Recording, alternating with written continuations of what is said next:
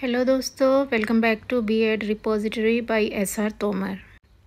तो आज हम बात करने वाले हैं एक्शन रिसर्च के बारे में। एक्शन रिसर्च जैसे कि आप जानते हैं एक रिसर्च मेथड है जो पहले इन्वेस्टिगेट करता है देन सॉल्व करता है किसी भी इशू को। जैसा कि इसके नाम ही सजेस्ट करता है कि एक्शन रिसर्च में सबसे पहले हम एक रिसर्च कंडक्ट करते हैं और एट द टाइम हम कोई एक्शन लेते हैं। It was coined by Kurt Lewin in 1944। Kurt Lewin कहते हैं कि एक कंपैरेटिव रिसर्च है सोशल एक्शन की वेरियस फॉर्म्स की कंडीशंस एंड इफ़ेक्ट्स का। वो कहते हैं कि ये एक स्पायरल स्टेप है जिसमें कि सबसे पहले हम प्लानिंग करते हैं देन एक्शन करते हैं, फिर किसी एक्शन के रिजल्ट के जो फैक्ट फाइंडिंग होती है उसको हम स्टडी करते हैं। इसके बाद दूसरी जो डेफिनेशन है ओ ब्रांड की, वो कहते हैं कि ये एक नेचुरल वे है एक्ट के साथ साथ सेम टाइम पर रिसर्च करने का। Now, characteristics of action research.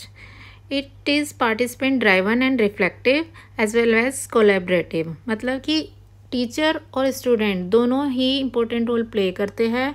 ये रिफ्लेक्ट करती है उनकी प्रॉब्लम के सॉल्यूशंस को। ये दोनों के कोलेब्रेशन से ही आगे चलती है। इसमें आप एक चेंज देखते हैं, जो प्रैक्टिसेस हम पहले फॉलो कर रहे थे वो कैसे इम्प्रूव हुई है। ये जो है प्रैक्टिकल फोकस है, मतलब इसमें हम प्रैक्टिकली देखते हैं कि प्रॉब्लम का सलूशन कैसे निकाला गया। एक डायनामिक प्रोसेस है जो कि चलता रहता है। ये शेयर्ड रिसर्च है, इसमें टीचर के साथ साथ स्टूडेंट दोनों ही अपनी प्रॉब्लम पर वर्क कर रहे हैं। Now we will talk about advantages of action research. ये किसी भी टीचर की एफिशिएंसी को इंक्रीज़ करती है, उनका वर्क जो होता है वो और ज़्यादा अच्छा हो जाता है, उनके पास ज़्यादा टीचिंग प्रैक्टिसेस होती है, वो एक चेंज लाते हैं अपने प्रैक्टिसेस में। कोलैबोरेटिव वर्क है टीचर और प्रिंसिपल का ये, इससे बच्चे और ज़्यादा डाइवर्जेंट हो जाते हैं, उनकी जो प्रॉब्लम सॉल्विंग और क्रिटिकल थिंकिंग होती है वो और ज़्यादा अच्छी हो जाती है। Now we will talk about disadvantages of action research. जैसा कि हम जानते हैं कि एक्शन रिसर्च में एट द टाइम हमें प्रॉब्लम को आइडेंटिफाई करना है और उसका सलूशन देना है, तो इसको हम बहुत ही ज़्यादा हरी में करते हैं और इसकी वजह से इम्पॉसिबल हो जाता है कि इसकी रिजिडिटी को मेंटेन किया जा सके। एक्शन रिसर्च ज़्यादातर क्लासरूम टीचर्स ही करते हैं जो कि ज़्यादा ट्रेन नहीं होते, ये भी इसका एक ड्रॉबैक है। एक्शन रिसर्च लिमिटेड होती है क्लासरूम तक ही, इसलिए इसका यूज़ करके हम कोई भी पॉलिसी नहीं बना सकते। जैसा कि हम पिक्चर में देख सकते हैं, एक्शन रिसर्च एक साइकिल है जिसमें सबसे पहले हम प्लानिंग करते हैं, देन एक्ट करते हैं, देन ऑब्जर्व करते हैं, फिर उसके ऊपर हम रिफ्लेक्ट करते हैं। ये एक्शन रिसर्च बेस्ड है मेरे खुद के एक्सपीरियंस पर, जो कि मैंने अपनी इंटर्नशिप के दौरान की है। ये मैंने स्कूल में कंडक्ट की थी, जहाँ पर मैंने देखा कि साइंस एक ऐसा सब्जेक्ट है जो जनरली बहुत ही डिफ़िकल्ट होता है स्टूडेंट को समझने में। हर एक स्टूडेंट्स को बहुत ज़्यादा दिक्कत आती है, कुछ टर्मिनोलॉजी इतनी डिफ़िकल्ट होती है कि बच्चे उनको अंडरस्टैंड नहीं कर पाते।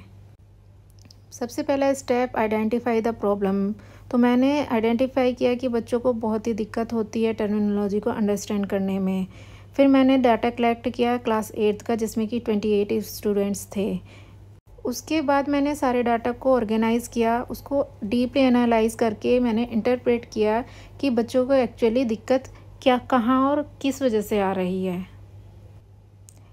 इसमें मैंने एक क्वेश्चन आया डेवलप किया था, जिसमें आप देख सकते हैं कि बहुत से रिजल्ट भी आए, जिसको मैंने ग्राफ फॉर्म में भी शो किया हुआ है। ये जो स्लाइड स्क्रॉल डाउन हो रही है, आप इसमें उसका रिजल्ट ईज़िली इंटरप्रेट कर सकते हैं। इसके बाद मैंने रिपोर्ट तैयार की, जो भी मैंने इंटरप्रेशन की थी उसके बेसिस पर।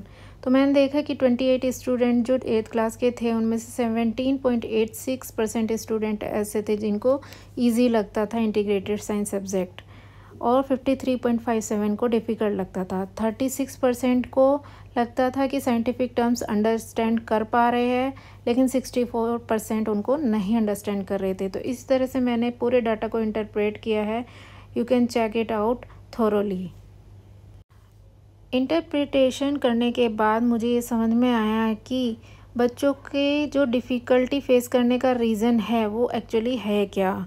कुछ बच्चे ऐसे थे कि जो रेगुलर स्कूल नहीं आ रहे थे, कुछ ऐसे थे जिनके पास इनफ टाइम ही नहीं था पढ़ने के लिए, कुछ ऐसे थे जिनको हेल्प नहीं मिल पा रही थी किसी की, कुछ अपने डाउट ईज़िली नहीं पूछ पाते, किसी को डिफ़िकल्टी होती है स्पेलिंग लर्न करने में, किसी को टीचर का समझाना समझ नहीं आता।